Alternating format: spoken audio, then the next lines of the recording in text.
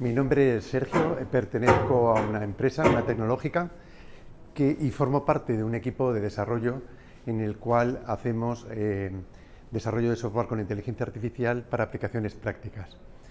Mi objetivo de hoy es ayudaros a comprender qué es esto de la inteligencia artificial y, en gran medida, los conceptos que han aparecido durante las intervenciones de los compañeros anteriores. Me gustaría que al finalizar mi intervención veamos de una forma sencilla cómo esta tecnología puede ayudarnos a hacer las cosas de una forma sencilla, más fácil, más eficiente, con menos tiempo y de una manera segura. Y que además vosotros mismos descubráis cómo lo podéis aplicar cada uno en vuestro ejercicio profesional. Aunque parezca que hay mucho texto, quería también plantear una pequeña agenda de mi intervención en la que vamos a explicar qué es la inteligencia artificial, cómo aprende una inteligencia artificial, los requerimientos de una inteligencia artificial, en qué consiste el entrenamiento, la aplicación práctica, y la aplicación práctica la vamos a subdividir en tres sectores de aplicación dentro de la salud. Cuando hablamos de inteligencia artificial, en realidad estamos hablando de una disciplina de la informática que trata de utilizar las tecnologías de una información de una manera distinta a como lo estábamos utilizando hasta ahora. Hasta ahora los programadores lo que realizan habitualmente es un conjunto de instrucciones que de una manera secuencial o a voluntad del usuario ejecutan esas determinadas tareas y generan una salida controlada. Cuando hablamos de inteligencia artificial, lo que estamos hablando es de un sistema que tiene unas capacidades muy similares a las del ser humano, lo que llamamos capacidades cognitivas, que permiten aprender y que permiten sacar conclusiones e incluso tomar decisiones. Esto hace que el paradigma con el que venimos trabajando los desarrolladores de software, los informáticos, sea completamente distinto. En vez de programar unas instrucciones para que un sistema informático las ejecute, lo que sucede es que el sistema se ha preparado para que a través de la observancia, a través de los datos, a través de la sensorística que le proporcionan información, aprenda, identifique patrones y con ello saque conclusiones y a partir de esas conclusiones informe, tome decisiones o conecte, se integre con otros sistemas para hacer robóticas. Es decir, que estamos hablando de generar capacidades similares a las de los seres humanos. Y aquí podemos hacer una reflexión importante porque esta mañana hemos hablado en numerosas ocasiones de humanizar. Me gustaría que pensásemos y que hiciéramos el ejercicio de reflexionar sobre cómo hemos utilizado las tecnologías de la información durante los 3 últimos decenios. Lo hemos usado pensando como máquinas. Cada uno de los de aquí presentes hemos utilizado sistemas informáticos, procesadores de textos, hojas de cálculo, etcétera, siempre simulando el uso que hace una aplicación informática y tratando de asemejarnos a estas aplicaciones informáticas. Hemos diferenciado lo que son mayúsculas de minúsculas, utilizamos conceptos de búsqueda en Google, donde ya diferenciamos y comprendemos cómo una máquina piensa para que sea más eficiente en nuestra comunicación y me dé un resultado más oportuno. Y ahora descubrimos que está cambiando esta forma de interactuar con las máquinas, porque las máquinas las estamos humanizando. ¿Qué quiere decir que las estamos humanizando? Que cada vez se parecen más a nosotros, porque les estamos enseñando cómo pensamos los humanos. Y esto creo que lejos de verlo como una amenaza, lo tenemos que ver como una oportunidad, porque nos permite una comunicación más fluida con la máquina, porque pensamos de una manera similar, y esto lo que nos va a permitir es poder establecer un lazo de comunicación mucho más eficiente. Con mucho menos tiempo y con mucha menos dedicación podremos crear instrucciones que nos ayuden mucho más en nuestro ejercicio de trabajo del día a día. Me gustaría explicar ¿cuál es la diferencia de un programa tradicional? Porque muchas veces hablamos de aplicaciones informáticas, hablamos de inteligencia artificial, pero no vemos cuál es la diferencia entre una programación tradicional de las que hemos utilizado, de las que ahora se plantean utilizar en la sesión tan extraordinaria de hoy. La programación tradicional, como hemos explicado, son instrucciones que se ejecutan tras un determinado orden que ha establecido el programador, y estas otras hemos dicho que aprenden. Nosotros vamos a ver un ejemplo en el que, si establecemos un algoritmo tradicional para detectar que determinados correos electrónicos sean clasificados como correos no deseados, el programador tiene que contar con que el correo electrónico cuente con unas determinadas palabras que, si están incluidas dentro del texto del correo, sea clasificado y vaya a la carpeta de spam. Esto sería lo que vemos en la columna de la izquierda. Si nos fijamos en la columna de la derecha, veremos que el algoritmo lo hemos cambiado, y lo que hemos hecho al algoritmo es que analice durante un periodo de tiempo cómo el usuario, cuando llega un correo electrónico, lo clasifica y lo lleva a una carpeta o lo lleva a otra carpeta. Esto es lo que nosotros llamamos que está aprendiendo del patrón del comportamiento del usuario aquellos correos que son deseados de los correos que no son deseados. Y esto lo que va a permitir es que tenga mucha más capacidad, porque aquellas palabras que no sean exactamente como ha programado el programador, si tienen un significado parecido o están en otro idioma pero significan lo mismo, el sistema los va a poder clasificar también como correos no deseados y los llevará a la carpeta correspondiente. Esto lo que hace es que el programa sea mucho más versátil, porque en definitiva es mucho más preciso ante situaciones que no estaban previstas. Hablamos muchas veces de IA, pero hay un componente común en todas ellas que es tremendamente importante, y es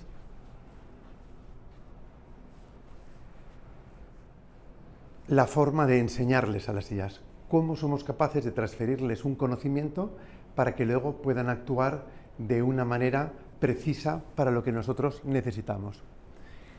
Entrenándolas. Vamos a ver diferentes tipos de formas de aprender una IA.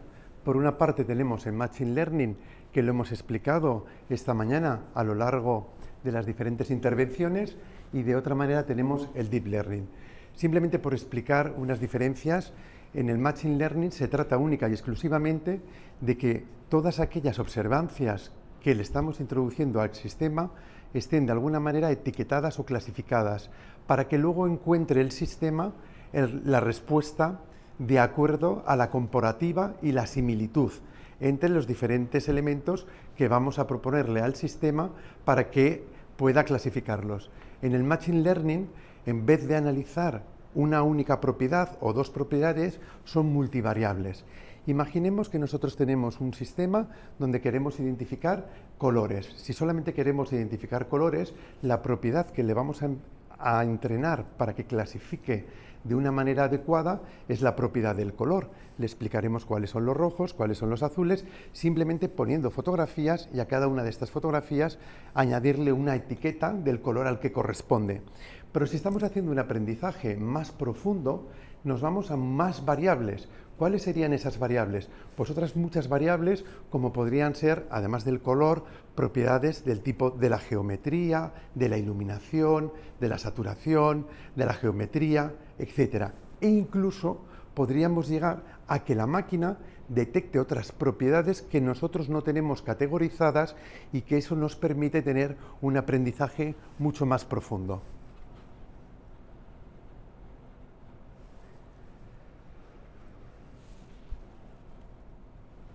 Hemos hablado esta mañana también de que para poder abordar un proyecto de inteligencia artificial, lo primero que hay que tener es un reto.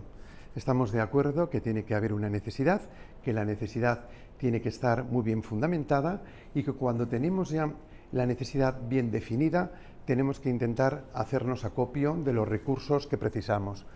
Yo he enumerado algunos de los más importantes, se han comentado esta mañana. El dato es fundamental. Hemos dicho que un sistema de inteligencia artificial aprende a base de tener información. Esa información es lo que nos denominamos los datos. Con datos de calidad encontramos respuestas de calidad. De ahí la importancia de que tengamos muchos datos, pero también mucha calidad en los datos. Algo que es tremendamente importante son los algoritmos, que al final no es otra cosa más que un conjunto de instrucciones. Es importante que lo tengamos también representado en nuestro proyecto de inteligencia artificial.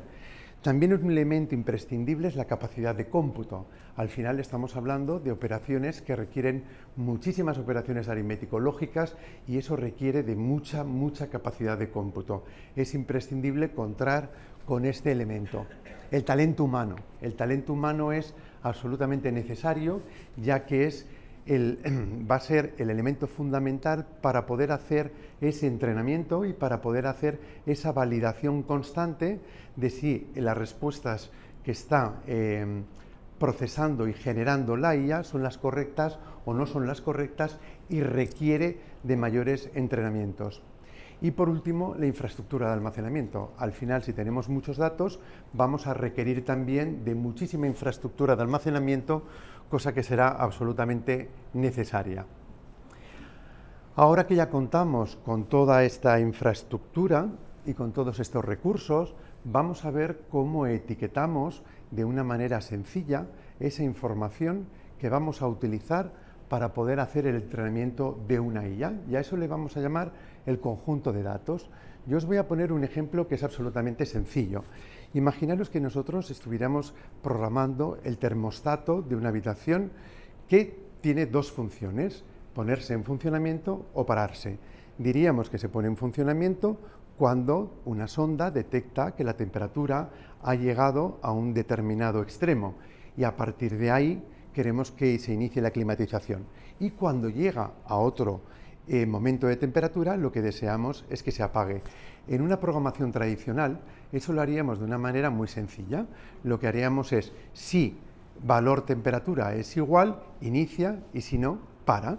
Cuando estamos hablando en un contexto de inteligencia artificial, cambia la forma en la que vamos a entrenar a la aplicación para que ejecute esa instrucción. ¿Cómo lo vamos a hacer? Vamos a coger a un grupo representativo de 50 personas y vamos a dejar que estén en una habitación climatizada con un pequeño termostato y vamos a dejar la habitación sin climatización, un equipo de inteligencia artificial en observancia que lo que va a detectar es cada vez que una de estas personas de este grupo de ensayo de 50 personas ponen la climatización o la quitan, y lo que va a registrar es la temperatura que había de ambiente. ¿Qué es lo que aprende de esta manera la máquina? La máquina aprende el comportamiento que hacemos los usuarios de la climatización y ha asociado el mayor número de veces que coincide que la climatización se pone en funcionamiento cuando hay una determinada temperatura en la habitación, y lo mismo cuando la temperatura alcanza un límite y los usuarios apagan la climatización. Este sería un ejemplo de hacer un entrenamiento a una inteligencia artificial. Yo he utilizado una muestra de 50 personas. En nuestro gráfico veremos que utilizamos para el ejemplo que vayamos a utilizar determinadas muestras a las que etiquetamos como elementos positivos, elementos negativos, hacemos un subgrupo para luego hacer una revisión del entrenamiento, finalmente hacemos un test y finalmente lo comparamos con unas encuestas que haríamos a los usuarios, en este caso el ejercicio del termostato, para preguntarles si cuando ha decidido la inteligencia artificial encender la climatización era el momento adecuado o no era el momento adecuado. ¿Dónde está la validación final? En esta encuesta. Si vosotros decís que la calefacción se encendía en un momento inadecuado, quiere decir que nuestro sistema de entrenamiento era inconsistente porque al final o no había suficientes muestras o había una muestra que era sesgada. Y resulta que aquí teníamos a unos nórdicos que soportan muy bien la temperatura y que por lo tanto la calefacción se encendía de modo inadecuado. Os pongo este ejemplo porque luego empezaremos a descubrir la importancia del sesgo, el cohorte, todas esas cuestiones que son tan importantes para que se tengan en cuenta en cualquier proyecto de inteligencia artificial que queremos que sea muy democrático.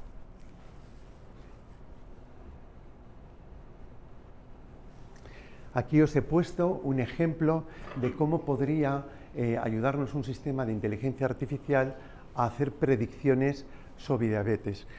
Me gusta utilizar la palabra predicción porque al final estamos hablando de asistentes para los profesionales que sois vosotros Y al final la responsabilidad última es la del profesional. Estas herramientas solamente asisten, ayudan, igual que en la conducción hemos descubierto en los últimos años que tenemos asistentes que nos ayudan a detectar un cambio involuntario de carril, un coche que nos precede y que tenemos que frenar, pero la responsabilidad no es del sistema, es un ayudante, una información adicional que tenemos que saber utilizar para ser más inteligentes en nuestra conducción. Aquí sucede lo mismo, es un sistema de predicción que ayuda al profesional. Nos explica que tenemos un conjunto de datos de pacientes que incluyen información como la edad, el nivel de glucosa, la presión sanguínea y también una etiqueta que indica si cada paciente tiene diabetes o no.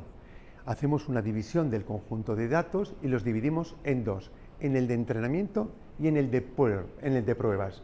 En el de entrenamiento, que cogemos una masa mayor, en este caso un 80%, se utilizará para entrenar al modelo, y lo que haremos para entrenar al modelo es algo tan sencillo como pasarle los datos del conjunto 1 y vosotros iréis respondiendo con una botonera de 3 botones donde cada vez que le introducís los datos del primer conjunto le decís tiene diabetes, no tiene diabetes, tiene diabetes, no tiene diabetes.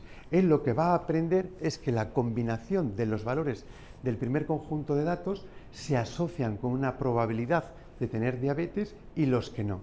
Finalmente, entrenaremos al sistema y lo probaremos con el segundo modelo. Las pruebas. Cuanto mayor se acerca la probabilidad de un correcto positivo, más preciso será el sistema y más confiaremos en él.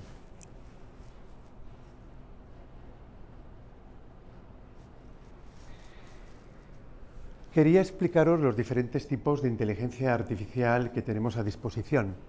Tenemos los de visión artificial. Los de visión artificial consisten en los que habitualmente ya utilizáis en los centros hospitalarios, que son adquirir información a través de sensorística o de cámaras y tratar de identificar en estas fotografías, por ejemplo, elementos que son determinantes para poder emitir un diagnóstico. Tenemos otros tipos de inteligencia artificial que son sistemas que imitan la toma de decisiones de un experto humano tras el estudio de datos de los que ya hemos hablado anteriormente.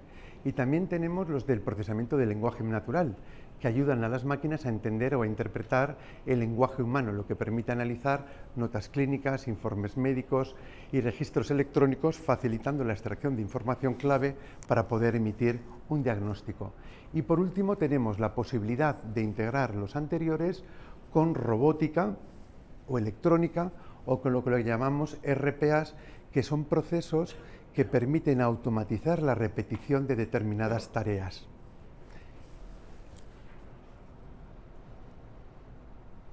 Vamos a poner algún ejemplo de lo que serían los proyectos de inteligencia artificial que estarían dentro del ámbito de la visión artificial. Yo he puesto aquí 4 proyectos que son muy representativos de nuestra vida cotidiana. En el primer caso es todos los asistentes que ayudan en la conducción de los vehículos nuevos. Veréis que son capaces de detectar determinadas señales de tráfico. Y ahora aprovecho para explicar un sistema de entrenamiento colectivo muy difundido y en el que casi todos los presentes hemos participado. Cómo hemos sido capaces de que los vehículos vengan incorporados con una tecnología que son capaces de detectar la información que tenemos en la escena de la figura superior izquierda. Pues porque durante varios años estamos entrenando a los sistemas los sistemas de CAPTCHA nos preguntan. Recordáis todos que para rellenar determinados formularios en Internet nos aparecen figuras y nos dicen que para identificar que somos una persona y que no somos un robot, hagamos una serie de respuestas. Una de ellas es preguntarnos qué vemos en la pantalla y nos pregunta dónde está una motocicleta, dónde están las partes de una motocicleta, dónde está una señal de stop, dónde está un semáforo, el color verde, etcétera. Todo eso ha hecho que hagamos un entrenamiento colectivo. ¿Cómo hemos hecho la transferencia de ese conocimiento humano a la máquina?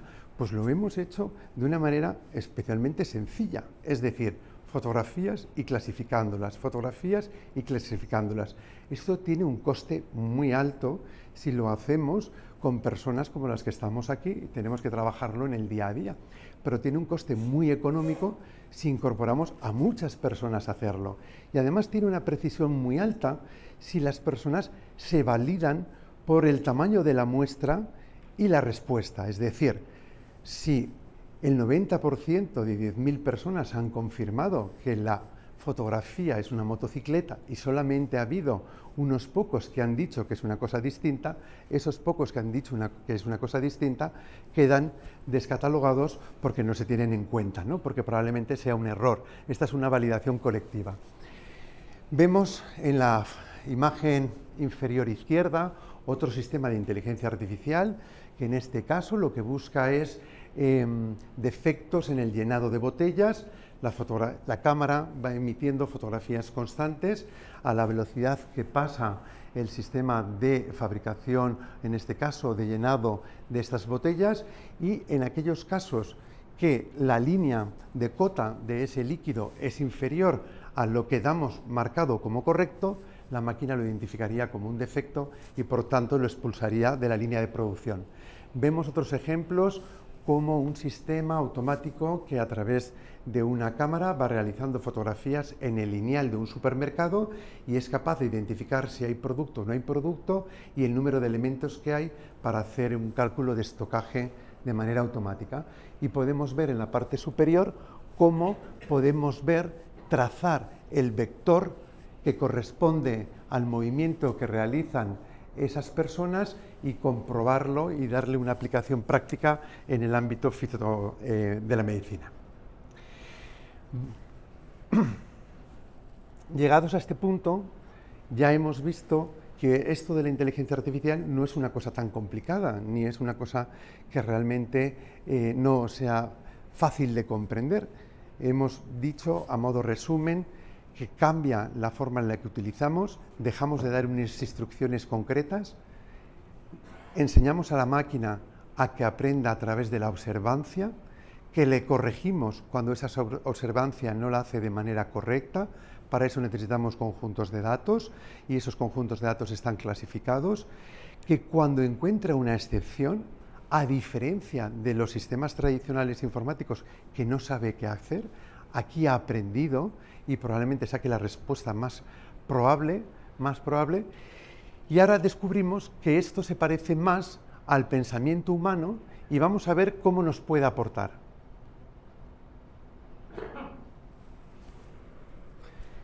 En el ámbito nuestro, la IA nos puede ayudar a interpretar tags, radiografías, resonancias, etc. En las tomas de decisiones informadas nos puede servir de apoyo al diagnóstico basado en inteligencia artificial que sugieren posibles diagnósticos o tratamientos a partir de históricos de pacientes, pues para hacer predicción, complicaciones, probabilidades de readmisión tras una enfermedad o un alta, etc. Y también para redacción automática de informes clínicos o notas de evaluación, como nos han explicado anteriormente. Quería poneros este ejemplo, que me parece que es bastante familiar para vosotros. En la parte izquierda podemos ver un fondo de ojo donde se aprecia que es sano. Sin embargo, en la parte derecha podemos observar de una manera sencilla, como si estuviéramos jugando a los 8 errores, que aparecen nuevos elementos, como son las manchas de lana de algodón, como son pequeñas hemorragias, aneurismas, etcétera, que son apreciables. Esto no aporta nada nuevo, cualquiera de vosotros podréis identificarlo rápidamente.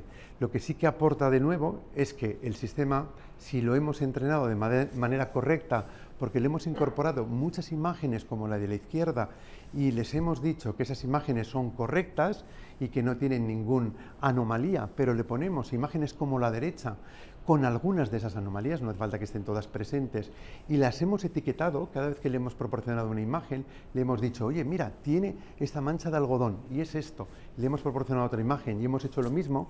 La tercera imagen que le proporcionemos, el sistema va a decir, oye, se parece esta mancha de aquí de color amarillo a una mancha a una mancha de lana de algodón. Es probable que lo etiquete de manera correcta, la IA lo propone y nosotros como profesionales le corregimos o le verificamos como correcto. Esto permitiría que al proporcionarle muchas imágenes como la que aquí le estamos proporcionando, de manera automática y en décimas de segundo nos pudiera sacar un informe con la probabilidad de la predicción de que pueda tener una anomalía. Quería también explicaros otra aplicación práctica basado en lo que hemos explicado en este sistema de aprendizaje sencillo. Nos encontramos con un reto y es hacer espermiogramas de una manera veloz y rápida y además muy precisos y sin fatiga ocular. Veis que tenemos en la imagen izquierda un simple microscopio al que en los binoculares les hemos incorporado una cámara que permite ver lo mismo que el ojo humano y transmitirlo al ordenador porque estaría conectado. Cuando tomamos una muestra y la ponemos en el microscopio, esa muestra se está viendo directamente en la pantalla del ordenador. Y en la pantalla del ordenador lo que tenemos es ese campo concreto y con el conocimiento que nos han transferido los profesionales, nos han dicho que detectemos estas cuestiones, la concentración, la movilidad y la morfología. Y nos han enseñado los profesionales, a los técnicos, que estas imágenes corresponden a muestras correctas y estas imágenes a muestras anormales. ¿Qué es lo que vamos a hacer los técnicos? Lo que vamos a proporcionar es muchas imágenes, vamos a colaborar con los profesionales que las van a etiquetar como correctas o incorrectas con sus diferentes anomalías y el sistema aprende de esto. Cuando proporcionemos una muestra como la que veis en la tercera imagen superior, automáticamente, en décimas de segundo, nos va a emitir este informe que le ayudará, el informe que vemos en la derecha, al profesional a poder sacar un diagnóstico de una manera objetiva y rápida.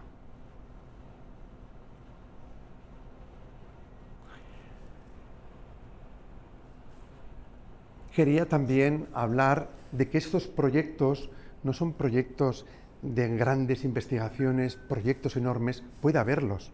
Puede haber proyectos muy interesantes, proyectos grandes, como los que nos han explicado los compañeros Jordis en sus intervenciones anteriores, pero también el mercado abastece de herramientas que nos pueden ayudar a hacer nuestro trabajo de una manera más sencilla y cómoda y con mucha eficacia, y son pequeñas incorporaciones en nuestro ejercicio profesional que están al alcance de todos. Yo he querido enumerar algunas soluciones que ya están en el mercado disponible, como es el DeepMind, que es una herramienta desarrollada con inteligencia artificial que permite analizar imágenes de escáneres oculares y que puede diagnosticar más de 50 enfermedades oculares. Bueno, es una ayuda para los oftalmólogos. También quería hablar de IBM Watson. Utiliza inteligencia artificial para revisar datos médicos de pacientes, estudios clínicos y publicaciones médicas. Puede sugerir tratamientos personalizados para enfermedades complejas, basándose en datos históricos y las características individuales de cada paciente. Y quería hablaros también, por último, de Dragon Medical One, que es un sistema de inteligencia artificial que permite a los médicos dictar informes clínicos y notas de evolución de forma rápida y precisa, lo que hemos comentado anteriormente. Estas herramientas ya abastecen el mercado, tienen suscripciones como Netflix, que son razonables y que permiten una incorporación de la inteligencia artificial en nuestro desempeño de una forma muy viable.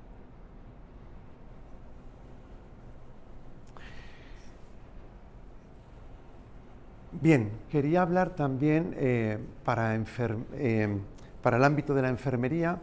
Hay también sistemas de inteligencia artificial para identificar patrones de riesgo en tiempo real.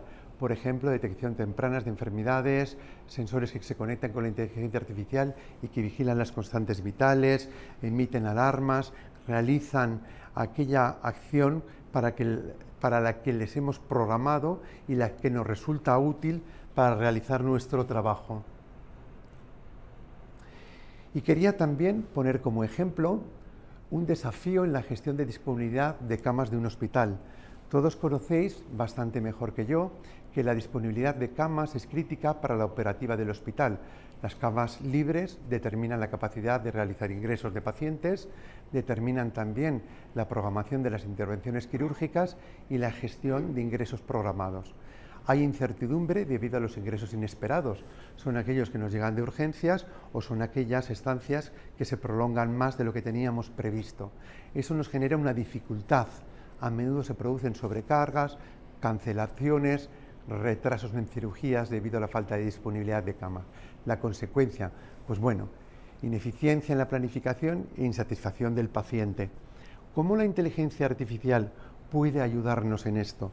Imaginaros que nosotros ponemos un sistema a analizar esta gran cantidad de datos que antes ha explicado Paco, que disponemos, y puede sacar unos patrones, unas conclusiones, donde en determinadas fechas, con determinadas asociaciones a los cambios climatológicos, a las temperaturas, en fin, a multivariables, tenemos más probabilidad de que determinados ingresos se prolonguen o que tengamos mayor presión de camas por urgencias.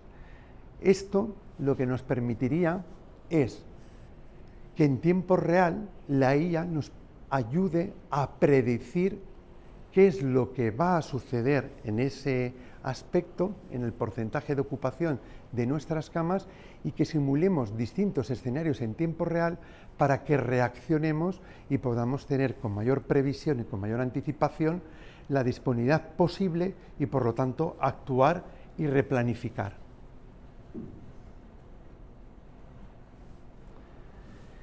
Aquí quería hablar un poco de lo que es el retorno de una inversión en inteligencia artificial en términos de efectividad. Es decir, al final un sistema como el que hemos explicado anteriormente, lo que nos permitiría es tener una gestión más optimizada y en todo proyecto, para saber si la inteligencia artificial nos está siendo útil o no nos está siendo útil, deberíamos de hacer este ejercicio. Es decir, comparar en tiempo, en coste y en satisfacción del cliente. Yo me he inventado esos 3 indicadores, pero pueden ser los que vosotros estiméis más oportunos. Comparar antes de la puesta en escena de la inteligencia artificial qué niveles nos permitía alcanzar y tras la puesta en escena de la inteligencia artificial qué hemos alcanzado. Si hemos encontrado cifras notablemente mayores, quiere decir que la inteligencia artificial está funcionando de manera exitosa. Y nos podemos encontrar que solamente hemos alcanzado el umbral o que ni tan siquiera hemos llegado al mismo. Y por lo tanto, este es un ejercicio que debemos de hacer en todo proyecto para no generar esos cementerios de prueba de concepto que se han explicado anteriormente.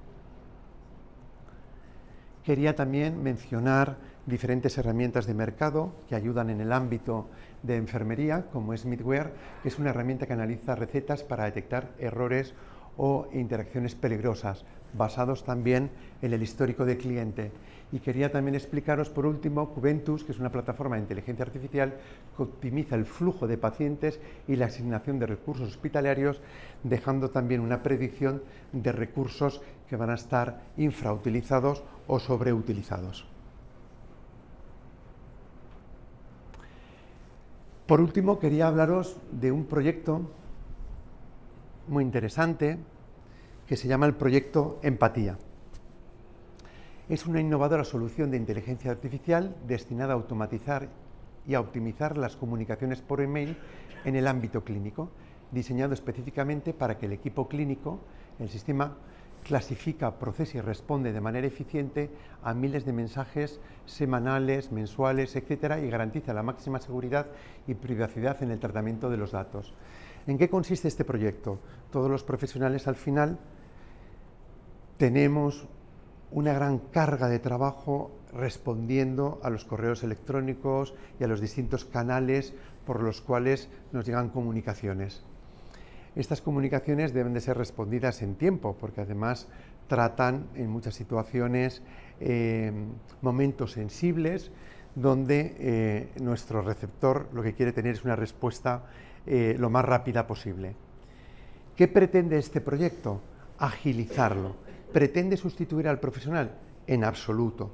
Lo que quiere es ayudarle a generar una respuesta rápida. ¿Cómo lo hace? De la siguiente manera. Imaginaros que nos despertamos por la mañana, tenemos esta aplicación instalada en nuestro equipo informático y cuando abrimos la bandeja de entrada del Outlook o del programa de gestor de correo que utilicemos, nos hace un filtrado inicial donde separa los mensajes válidos de los no válidos. Segundo, clasifica los emails por categorías de consultas sobre tratamientos, consultas al doctor, citas, etc. Y los subclasifica de acuerdo a vuestro criterio profesional. Hace una evaluación de la carga y del tono emocional, porque hay veces que son pacientes y son pacientes que están disgustados, otros pacientes que están muy sensibles, que tienen miedo, y nos ayuda a detectar esa carga emocional para dar una prestación o una comunicación más humana. ¿Cómo lo podemos hacer? Con el procesamiento del lenguaje natural, y a partir de aquí vamos a identificar y hacer un cribado, determinar si el email puede ser respondido de manera semiautomática o necesita la atención de un profesional, basados en escalas configurables por umbrales de automatización. ¿Qué quiere decir esto de escalas configurables por umbrales de automatización? Cuando el sistema nos lleva propuestas, muchas respuestas, que siempre las vamos a supervisar, cuando ya alcanza el umbral que vosotros decidís, que lleva 3.000 propuestas de respuestas que son 100% satisfactorias, vosotros decidís indicar que esos emails pueden salir siempre que traten la misma pregunta de manera automática. Cuando vosotros habéis determinado ciertas inconsistencias en la respuesta, bajáis ese umbral para ese determinado clasificación o grupos de correos electrónicos y por lo tanto requerirá de vuestra atención. El asistente de respuesta va a tener en cuenta vuestro conocimiento, todo aquel que vosotros le hayáis transferido, pero también el de la organización, porque tiene acceso a una base de datos de conocimiento enorme. Todas las fax, información sobre tratamientos, fichas técnicas, etc.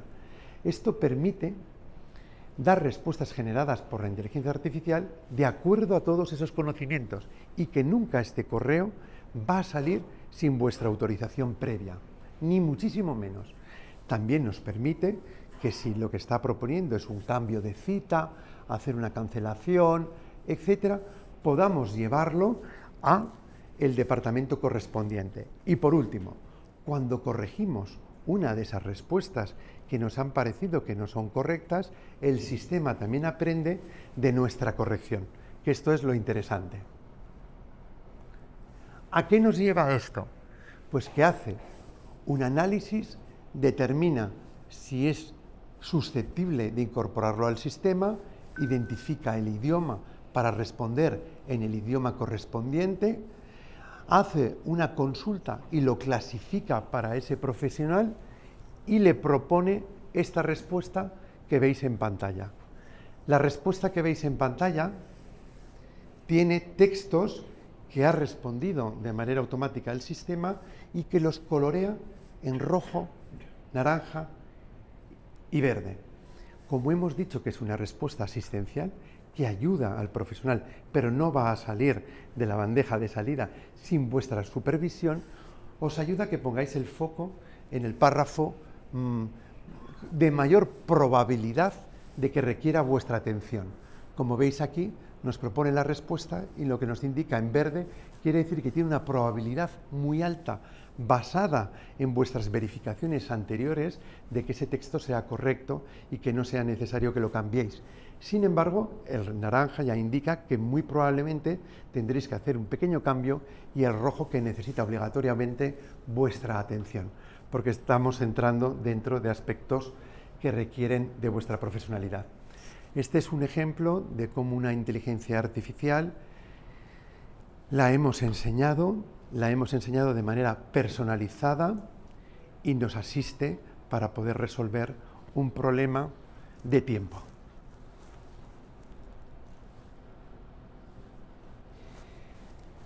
Me gustaría también poner otro ejemplo. Un segundo. Me gustaría poner otro ejemplo más ejecutivo, más a nivel organizacional, que os propongo aquí en pantalla. Los directivos de hospitales enfrentan la presión de ofrecer atención de alta calidad, pero con los costes bajo control. Muchas veces los diagnósticos complejos o las decisiones sobre tratamientos requieren tiempo y múltiples recursos médicos, aumentando los costos y las posibilidades de error. Aquí vemos un ejemplo de cómo la inteligencia artificial nos puede ayudar a evidenciar estas cuestiones para que se tengan en cuenta y para que se tomen decisiones al respecto. Llegados aquí, en el que hemos visto, hemos intentado aterrizar de una forma sencilla qué es la inteligencia artificial, cómo le enseñamos y la adaptamos a nuestras necesidades y cómo finalmente nos puede asistir y ayudar. Me gustaría que tratásemos un tema que es importante, ya que hemos visto su potencial, y es hablar de la ética. Los elementos más importantes que yo quería exponer son la transparencia y la explicabilidad. Los profesionales deben entender cómo la inteligencia artificial toma decisiones, que no toma decisiones, sino que asiste en la toma de decisiones, y tener herramientas para interpretar los resultados, asegurando el control sobre el diagnóstico, que lo tiene que tener siempre el profesional. Cualquier algoritmo que esté detrás de una inteligencia artificial tiene que ser totalmente transparente para que el profesional decida. Sesgo de datos. Hemos visto el ejemplo anterior en nuestro termostato, cogíamos personas menos o más sensibles a determinadas temperaturas y eso genera un sesgo. Por lo tanto, es importante tenerlo siempre muy presente para ser más democráticos en este aspecto, ¿no? Cualquier volumen de datos tiene que garantizar una homogeneidad. Privacidad y protección de datos. Si bien estamos dentro de un reglamento general de protección de datos que regula bastante bien, es necesario que estemos muy sensibles en este sentido. No hay desplazamiento humano en modo alguno, lo que hace es complementar y ayudar. Y por último, la responsabilidad, como no puede ser de otra manera, sigue siendo del profesional, que es la persona que está preparada para ello, y esto no deja de ser más que una herramienta. Al final no se trata de tecnología, se trata de usarla para seguir haciendo lo que mejor sabemos hacer, que es cuidar y curar. Muchísimas gracias.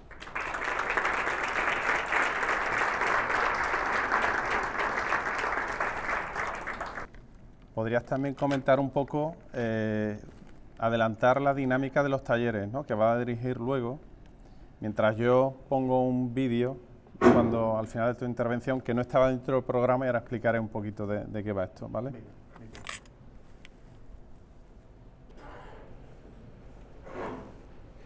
Siguiendo un poco la línea de tratar de asimilar y de comprender la inteligencia artificial, cómo nos beneficia y cómo la podemos aplicar de una manera fácil, nos gustaría que por la tarde en los talleres viéramos diferentes casos de uso.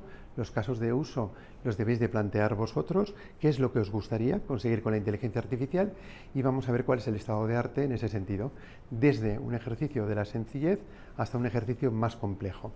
Cualquier reto que vosotros planteéis, vamos a ver cuál es el escenario de trabajo. El escenario de trabajo lo ha explicado Jordi, ¿no? Jordi ha explicado que era necesario tener el reto, tenerlo bien identificado, incorporar al personal de legal desde el principio para que nos ayuden a hacer un cumplimiento y para que además estemos salvaguardados desde el punto legislativo, que tenemos que incorporar a los tecnólogos como herramienta para ayudarnos a hacer realidad aquello que perseguimos, porque es nuestro ayudante. Y un poco en la línea de esto es lo que nos gustaría hacer, un ejercicio práctico dividido en 4 grupos esta tarde. Vosotros planteáis el reto vais a proponer diferentes ideas, se someterán a votación a través de una herramienta para que desde el móvil podáis votar, un Padlet. Aquellas 4 votaciones que hayan recibido mayor puntuación son las que intentaremos ver cómo las aterrizamos para convertirlas en un plan de proyecto, y de ahí saldrá el plan de proyecto. Estimaremos con qué tecnologías y con qué herramientas de mercado podemos abordarlo y cuál sería razonablemente un periodo, el tiempo necesario para hacerlo una realidad.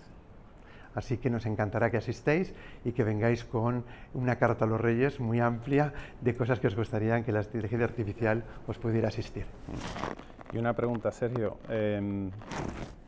Desde tu punto de vista de la industria, porque siempre hemos hablado de la barrera que tiene la empresa cuando va a cometer un proyecto de IA, pero desde el punto de vista de la industria, del receptor de la petición, ¿qué barreras os encontráis vosotros cuando llega una necesidad, tenéis que abordarla en casa de un cliente? Pues desde el punto de vista de la industria siempre es el recelo al desplazamiento del ser humano, siempre es tener miedo a que nos van a sustituir, cuando no se persigue esto. Los seres humanos tenemos unas capacidades que son infinitas y que además tienen la obligación de evolucionar. Cuando descubrimos que dejamos de ser útiles en una tarea porque hay otro competidor que lo hace mejor, lo que hacemos como seres humanos es entrenarnos para desarrollar nuevas capacidades que no conocíamos ni que teníamos, ¿no? Y esto forma parte del ejercicio de la evolución. Pues muchas gracias, Sergio.